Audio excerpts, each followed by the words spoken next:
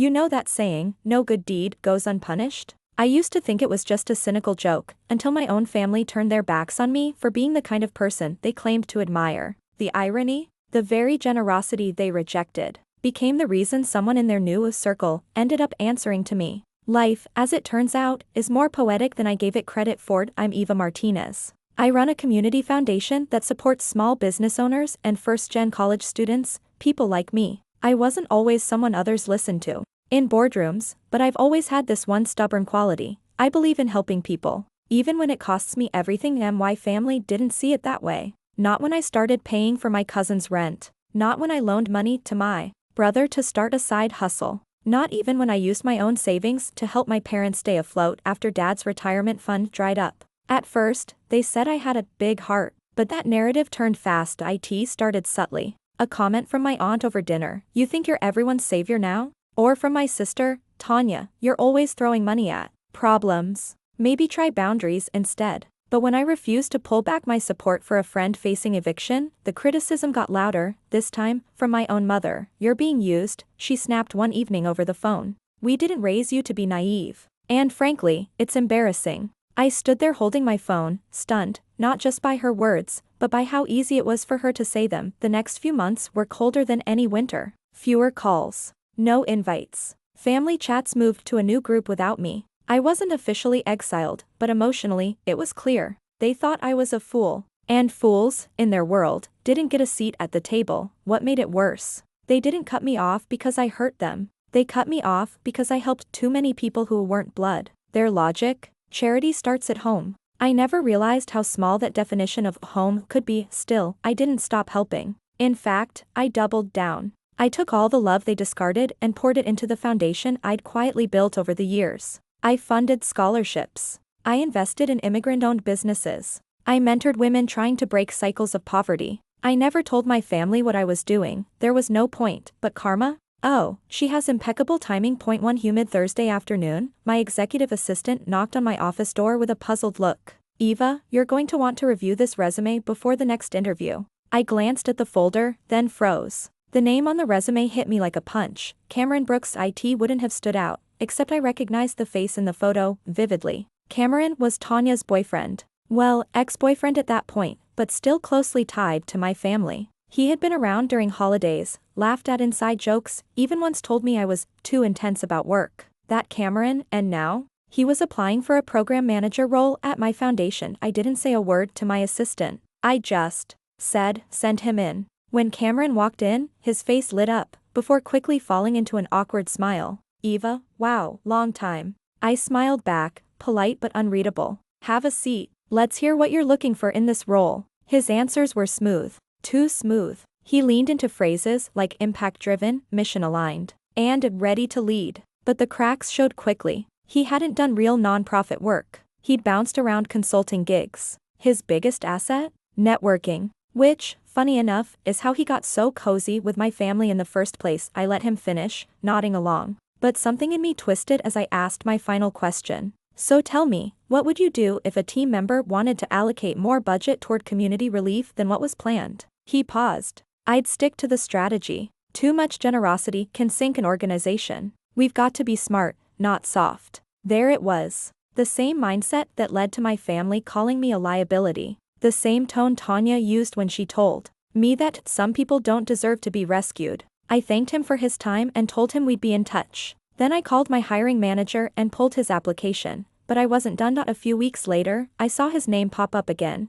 this time applying to a different nonprofit that partners with us. Instead of blocking it, I invited him to a networking roundtable I was hosting for young professionals in the sector. I wanted him to see what too much generosity actually looked like in action. The event was buzzing with energy. Community leaders, grant recipients, and former program alumni mingled like family. Cameron showed up in his fitted blazer, trying to blend in, but his eyes darted around like he couldn't find an anchor. At one point, he turned to me and said, "I didn't realize how big this was." "You really built all of this?" I simply said, "Every bit of it. With the money I was told not to waste." His mouth opened like he wanted to respond, but no words came out. I wasn't cruel. I didn't humiliate him. But I didn't hand him a second chance either. Not because of who he dated, but because he echoed the very disdain that made me an outcast in my own family. And my organization? It thrives on the values they once mocked. Word must have traveled. Because a month later, I got a text from my mother, our first real contact in over a year. Heard Cameron's working with you now.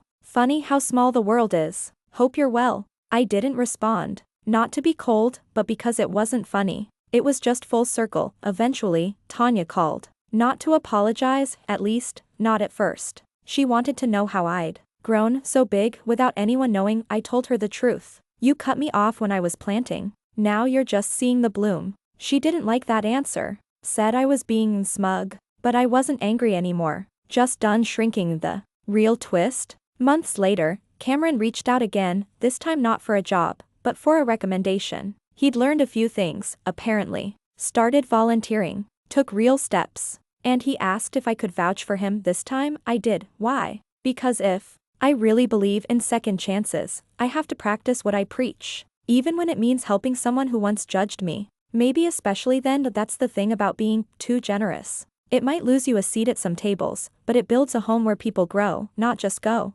And in the end, that's the only kind of power I've ever wanted to. So when people ask me now if I regret anything, cutting checks I shouldn't have, saying yes too often, loving too hard, I just smile, because what they called my weakness, it built an empire of strength, and the people who once saw me as a fool, they now know exactly who I am. A few weeks after writing Cameron that recommendation, something strange began to happen. People I hadn't heard from in years started circling back into my life. An old family friend emailed me asking to grab lunch and catch up. A cousin I barely spoke to messaged me on LinkedIn, congratulating me on the success of the foundation. Even my dad called. After nearly 2 years of silence to at first, I thought it was coincidence. Maybe they missed me. Maybe they were growing. But deep down, I knew what had changed. People started seeing me as a someone. Not just the soft-hearted daughter who gave too much. Not just the cousin who picked up tabs or the sister who made emotionally decisions. Now I was the founder of something real,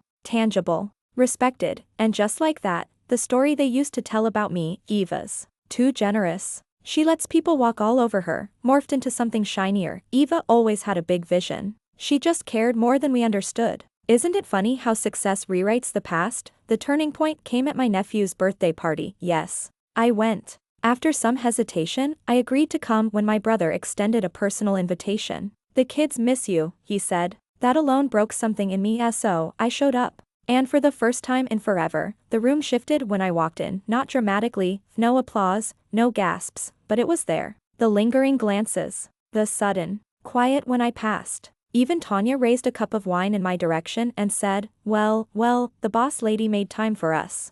I smiled and hugged my nephew, keeping my focus where it belonged. But I couldn't help feeling the air change. Like they weren't sure how to talk to me anymore. Like the roles had flipped and no one had the script. Later that evening, my dad pulled me aside. We stood near the patio, the kids running wild inside. That he didn't waste time. I was wrong about you, he said, voice low and gravelly. We thought you were trying to prove something. To outshine us. But you were just being you. I swallowed hard. I didn't expect that. And I didn't know what to say, so I nodded. Thanks, Dad. He looked at me, softer than I remembered. Do you think maybe we could find our way back? Slowly? I didn't answer right away. Not because I was angry, but because I knew what I had rebuilt inside myself couldn't be handed over easily. Trust had to grow back. And this time, I wasn't rushing to plant it. We can try, I said finally. But it's not about going back. It's about something new. That night, I drove home alone, the streetlights blurring through the windshield. My heart was heavy, but not with grief. With release. Like I was finally walking out of a story I didn't write, and into one I finally owned. In the months that followed, my family kept trying them. My mom baked cookies and dropped them off with notes that didn't say sorry, but said things like, thinking of you. Tanya sent me photos of her new baby and asked if I wanted to visit. My brother, surprisingly, asked to partner with my foundation on a small neighborhood project. Bit by bit, I let them in. But I was different now. Not guarded, just clear. I didn't apologize for the way I love people. I didn't shrink my vision so they'd feel more comfortable. I didn't ask for permission to be generous, I just lived. I kept building. My foundation expanded into 3 new cities. We launched a mentorship app. A former scholarship recipient became a board member. I was asked to speak at a women's leadership summit, and for the first time, I stood on a stage and told my full story. The audience sat in stunned silence as I said the words I'd once been too scared to admit. I lost my family because I chose to love strangers. And I found myself because I didn't stop. After the applause died down, a young woman came up to me crying. She said, "My mom said I give too much, that I'll end up alone. But seeing you makes me think maybe it's worth it." I hugged her and whispered, "It is. You're not crazy. You're just ahead." And honestly, that's the real gift, because when people cut you off for being too much, too generous, too hopeful, too driven, it's not really about you. It's about what they haven't allowed themselves to become. In the end, I didn't just reclaim my story. I reshaped what it meant to be powerful, not by building walls, but by opening doors, even for the ones who closed them on me. So if you're reading this, and you've been told you care too much, give too often, or love too loudly, let me say this: there is no such thing as too generous. Not when it's real, not when it's you. And one day, sooner than you think, the same people who walked away from your light might just need it to find their way back. Just make sure, when they come knocking, you decide whether the door opens today. Few months after that summit, something happened that brought everything full circle. I was invited to speak at a local university for their entrepreneurship and leadership program. Nothing flashy, just a small panel of community leaders and alumni. When I showed up, I scanned the audience, mostly students, and then, my eyes stopped. Tanya was sitting in the back row. I blinked, unsure if I was imagining it. She hadn't told me she'd be there, but there she was, in a simple blazer, notebook on her lap, hands clasped like she wasn't sure she belonged. I didn't break stride. I did the panel, told my story, answered questions. But the whole time, my chest buzzed with anticipation. What did she want? Why now? After the event, I was chatting with students when I felt someone hover nearby and I turned, and it was her. "Hey," she said, giving me a nervous half smile. That was powerful. "Thanks," I said, cautious but open. She looked around, then leaned in. "I didn't come to corner you. I came to listen." That surprised me more than anything else. "I wasn't ready to hear your side before," she continued, her voice softer than I'd ever heard it. "I thought you were trying to make everyone else look bad. But I see now, you were just trying to make things better." She paused. "And maybe I didn't want to believe you could do that without me. Without us." There it was. The real reason. Not anger. Not rejection. Just fear. That we stood there in silence for a long moment before I said, "It wasn't easy without you." Her eyes welled up. "I'm sorry. For not being proud of you. For calling your kindness a weakness." I nodded slowly. "I'm not asking for everything to go back to how it was. I just want honesty." "Me too," she said, and for the first time in years, I believed her. That conversation became the start of something new. Not a perfect sibling relationship, but one built on mutual respect instead of silent judgment. She didn't fully understand what I did, but she wanted to. And that was enough. Since then, we've had lunch once a month. Sometimes we talk about work, other times about nothing at all. But every time we sit across from each other, I see something I used to crave: recognition. Not for what I've built, but for who I've always been. I used to think family was about blood. But I've learned it's about alignment, about who shows up for you, who believes in your vision even before it blooms. Some come back, some don't. And either way, you grow, because people like us, we don't stop being generous just because it's inconvenient. That we give because we remember what it felt like to be empty, and we keep giving because we know one day, someone else will need that same light to find their way through the dark.